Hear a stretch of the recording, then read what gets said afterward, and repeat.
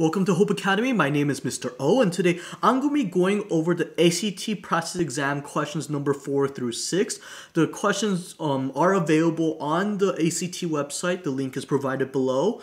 And so if you want to watch the prior questions, I already covered them in a previous video. But today I'll be focusing on these questions, numbers 4 through 6. Usually when I do these questions, I go over them real quick and then I explain in depth how I was able to do this question. So I'm going to go ahead and get started. So for number 4. Okay.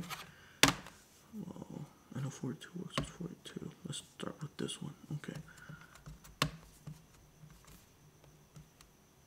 Okay. Oops. No.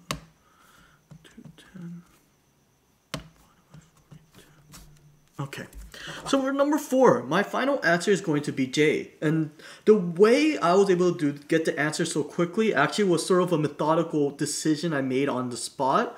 And so what happened was that when it's asked for the greatest common factor, what that means is that it is the biggest possible multiple that exists in all 3 values. So for example, if I chose a specific value that does not work, that works in this and this, but does not work in this, when I divide it, which I was doing on this scientific calculator, then it will not work. And thus I shouldn't use, that is not considered greatest common factor for all 3 possibilities. And the reason why I started with 42 is because if 42 does not work, I could keep going down and easily find what would be the possible value. I thought that would be the easiest way rather than me finding out, oh, if 2 works for these, I have to go to 6. Oh, these all work again, and I have to keep dividing and dividing until I find the potentially a large value. And so for me, I knew right off that when I saw 42, well, 42 is definitely going to be a multiple of 42. It'll be 42 times 1. And then thus, I started punching into the calculator 126 divided by 42, saw a clean value right here, and I did it one more time, 210 divided by 46, ended up realizing that that was the greatest common factor because all of them are multiples of 42. Thus, how I was able to get the answer J. And now I'm going to continue on to number 5. So number 5. Second year, so first year, the second, 3 million second, okay, and sales for 30 results times 2, the sales for 30, okay.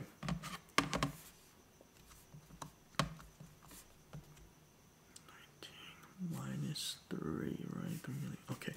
So for number 5, my final answer is A. And now I'm going to go ahead and explain to you how I was able to get to this answer so quickly. So the question mainly talks about the idea that you're starting with this unknown amount of money during the first year. And then there's a $3 million gap between the first and second year, and then it doubles. But what happens afterwards is that the question mentions that during the third year, it's $38 million you have in the end.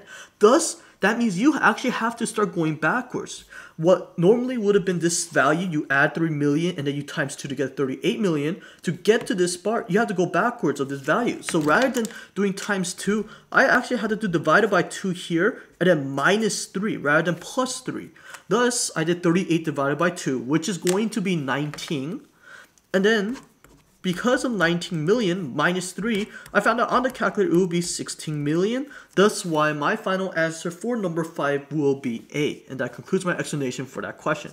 To continue on to number 6. So it sort of gets cut off right here in the printout. And so I just have it on the next page right here. And I'm going to go ahead and explain to you. So, by using a compass. Oh, I see. Okay. Okay, so for number 6, my final answer is F. And now I'm going to go ahead and explain to you how I was able to get to this answer so quickly.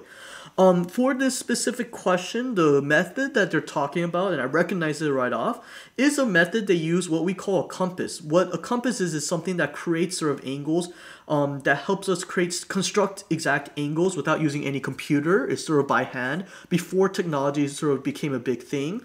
And so what happened is that for this question, they're talking about the idea that they used a compass and then they ended up creating this little X right here. It's hard to see in the picture right here, but they create this little X right here and they're asking, what does this represent, this line? And the part is that if they did it within equal distance, and they also mentioned or equal distant, that means that this angle has to be right in the center. So the part is that it's not going to be a sum to 30 because or any of these angles, because we're not looking for an angle amount. It could be whatever angle. It could be this huge angle, and then I create like sort of like that X thing right here, and then I create this angle right here. So none of these angles really do matter. That's not the purpose of this. The purpose of this method is that if we create equidistant amount, that means these angles right here will also be equal measurements, and thus why for number 6 my final answer is F. And that concludes my explanation for today. Thank you so much for watching this video. Please do subscribe to our YouTube channel, like our Facebook page, follow us on Twitter so that we could continue to make content like this. I hope you have a wonderful day.